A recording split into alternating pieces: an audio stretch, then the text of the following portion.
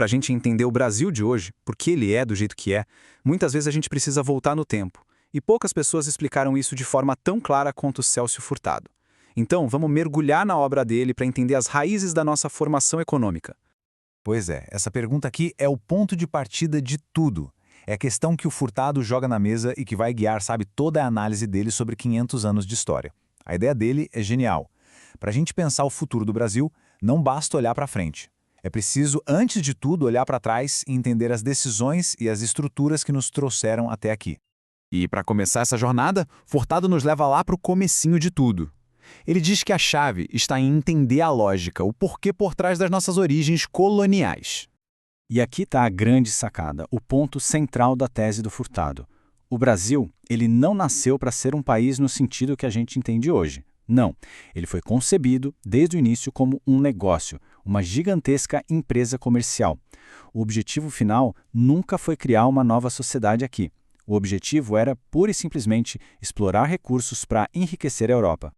E esse negócio, essa empresa Brasil, tinha uma receita bem clara. Uma fórmula com 3 ingredientes que, definiram nossa história por séculos. Primeiro, um produto que valia ouro na Europa, o açúcar. Segundo, o dinheiro e a logística para fazer tudo girar, que veio principalmente dos holandeses. E o terceiro ingrediente, a base que sustentava tudo, uma mão de obra massiva, trazida à força e explorada da forma mais brutal que existe. E o mais impressionante é que esse modelo inicial não ficou só no açúcar. Ele se tornou um padrão que se repetiu várias vezes na nossa história, criando ciclos de altos e baixos, de riqueza e de crise, sempre dependendo do que o mercado lá fora queria comprar. A gente pode literalmente contar a história econômica do Brasil olhando para esses ciclos. Primeiro, o ciclo do açúcar. Depois, vem o do ouro. Mais tarde, o do café. A lógica era sempre a mesmíssima: focar toda a energia do país em um único produto para exportar. E a economia interna, o mercado aqui dentro? Bem, isso era secundário, uma consequência, e não o objetivo principal. Vamos pegar o ciclo do ouro como exemplo, lá no século XVIII. No auge, a gente está falando de uma riqueza absurda, coisa de 2,5 milhões de libras por ano sendo extraídas. Para ter uma ideia, isso era um valor astronômico para a época. Essa montanha de dinheiro, claro, transformou a colônia, moveu o centro econômico para o interior, para Minas Gerais.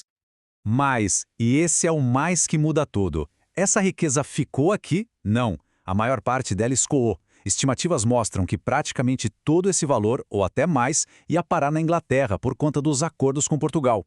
Ou seja, o nosso ouro ajudou a financiar a Revolução Industrial Inglesa. Enquanto isso, o Brasil continuava sendo apenas a fonte da matéria-prima. E para a gente entender o impacto disso na nossa sociedade, na desigualdade que perdura até hoje, Furtado faz uma comparação que é simplesmente fundamental.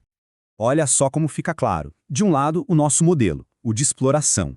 Terra concentrada em latifúndios gigantes, mão de obra escravizada e todo o foco no mercado externo.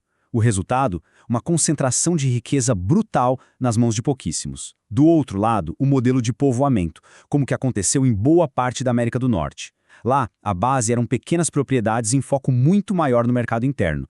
O resultado? Uma sociedade com uma distribuição de riqueza desde o início muito mais ampla.